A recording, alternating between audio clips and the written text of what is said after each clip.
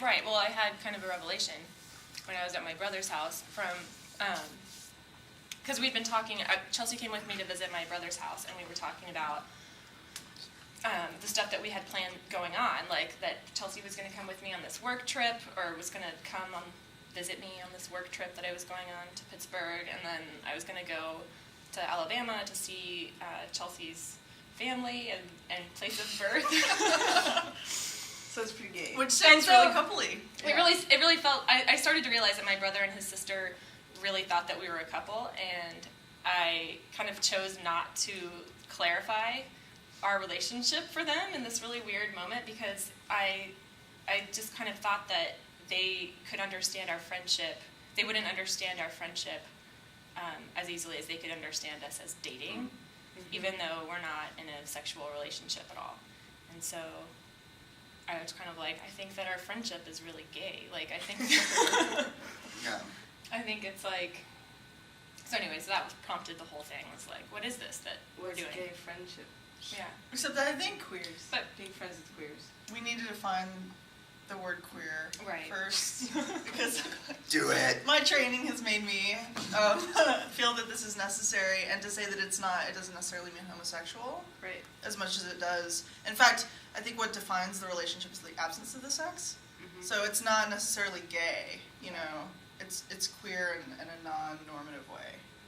But is this a problem with like queer friendships, or is this about friendships in general? Because like we have history of like rulers and subjects and lovers, but we don't have histories of friendships. Like, you know, like history, like what we know of our world is not based on friendships. It's based on sexual relationships and production and like.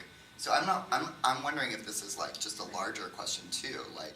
I don't know. I mean, something that I thought about with it is like, I mean, I guess what Chelsea was saying about it being not a sexual friendship is really, or not about sex is really important, because I think that by queer, I don't think that it's just queer people that experience this. I think that it's something that a whole like range of people experience, and that it's just that the fear of homophobia, I think, is what kind of prevents people from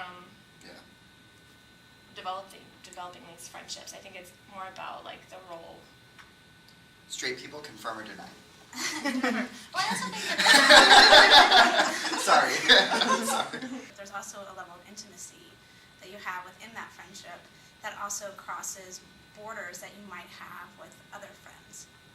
And that might be the fact that you were going to go see where Chelsea grew up. And that's a level of intimacy that you might not have with a coworker. Right. I don't think that queer friendship necessarily precludes sex. Yeah. Right. I mean, I think I think so too. that sex can be involved, but it wouldn't. I mean, but at the same time, the relationship just doesn't fall into this category of couplehood. Relationship. You know, like serious. We are combining this, you know, our whatever resources or time or whatever it is that makes it more orthodox. It seems like the orthodoxy thing is important, because there are times when this is your committed relationship, but you might have a more developed relationship with someone else. Birthdays. I've had friends who've lasted longer than any relationship. Of course, but that's what I'm saying. And I've had breakups with friends that have been way harder than breakups with partners. Yeah.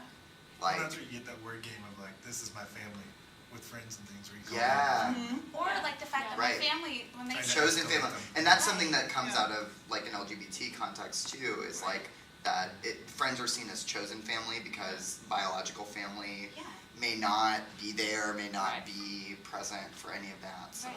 Well, and the thing is too is that your friends, like, that it kills me whenever I go home, and of course I have lovely parents and they love me and I love you guys. But you know, when I come home, they see me in a certain way. They see me as who I was until I was 18. Whereas I feel like my friends see me in like who I more who I am than even they really do. Yeah, I did make the conscious choice not to.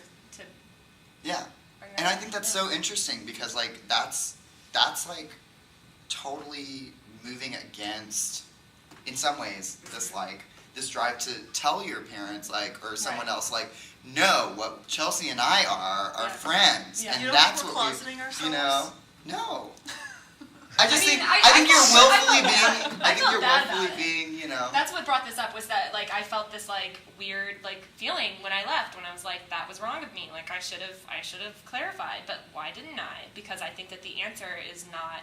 It doesn't I'm clarify. looking for another queer friend. So if you want to be my queer friends, you can GJM call 512-218-982-4.